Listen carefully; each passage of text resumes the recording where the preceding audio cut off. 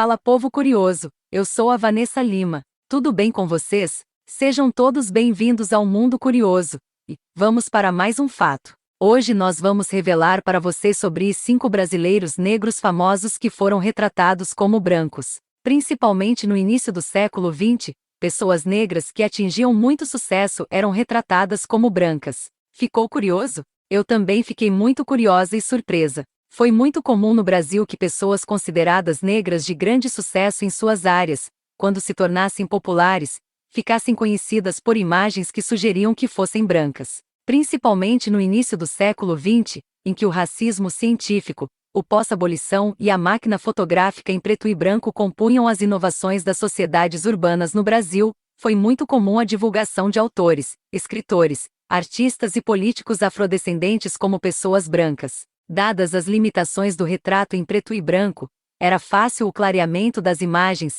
que passavam uma ideia de branquitude incompatível com a realidade. Muitos grandes nomes das artes e da política no Brasil eram considerados negros aos olhos dos homens e mulheres do século XX, mesmo que muitos sejam, hoje, chamados de pardos ou outros eufemismos, mas divulgados como brancos. Sem mais delongas, esses casos foi acontecendo ao longo dos anos. Número 1. Maria Firmina dos Reis. Maria Firmina dos Reis foi uma importante escritora maranhense, relevante pelo marco de ser a primeira autora a publicar um romance no Brasil, Úrsula, lançado em 1859. Mas sua carreira, não se resumindo a isso, envolveu produções na área de música, poesia, antologias, reportagens para a imprensa local e conteúdo político. Firmina era engajada no movimento pela abolição da escravatura, chegando a escrever um hino à abolição. Também foi importante na criação de uma espécie de escola comunitária, em que ela se dedicava a ensinar membros da comunidade sem condições de pagar por educação,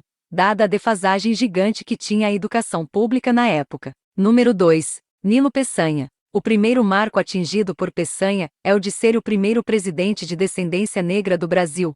Assumindo o cargo com a morte do presidente Afonso Pena, Nilo Peçanha governou pouco tempo, mas com muita conturbação, principalmente com o Partido Republicano Conservador, além das consequências políticas de seu apoio a Hermes da Fonseca. Antes da presidência, passou pelo Senado, pela Constituinte de 1890 e ainda foi presidente da província do Rio de Janeiro. Usualmente, Nilo é tido como mestiço, porém mesmo em vida, por razões políticas, negava sua ascendência negra e seus traços africanos, mesmo que confirmasse sua origem humilde. Nos jornais, muitos chargistas faziam piadas com o tom de sua pele. Número 3. Padre José Maurício. Famoso clérigo católico, José Maurício tem a grande maioria de sua produção ainda na colônia brasileira. Mais uma vez, trata-se de um homem de origens africanas, tratado como pardo e retratado como branco. O padre ficou famoso por sua produção musical como professor de música e compositor de música sacra.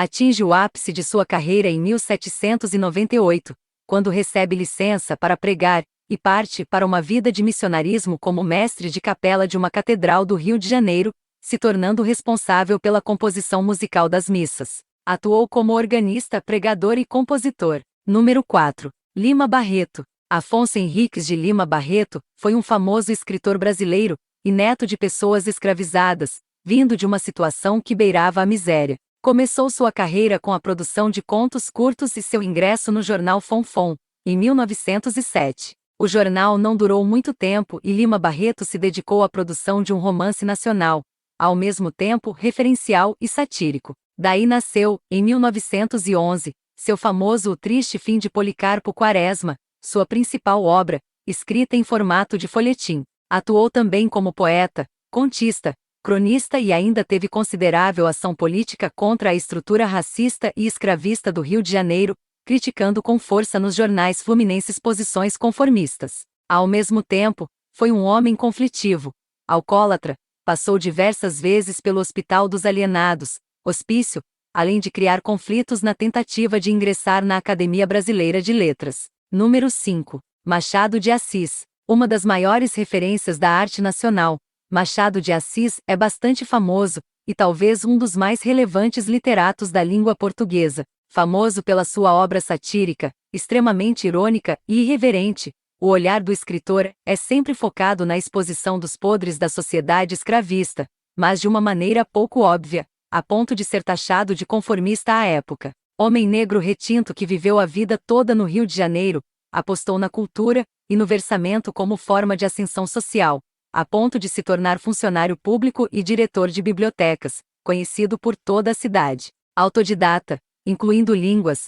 Machado passou pelo romantismo, mas também inaugurou a literatura realista brasileira com Memórias Póstumas de Brás Cubas, 1881, inspirado em Balzac. Até hoje, Machado de Assis é uma das maiores referências da literatura lusófona, e é merecido. O exemplo de Machado é clássico de grande artista de gênio singular que era negro, e foi embranquecido pela fotografia que o divulgava, sendo referência principal para este assunto polêmico.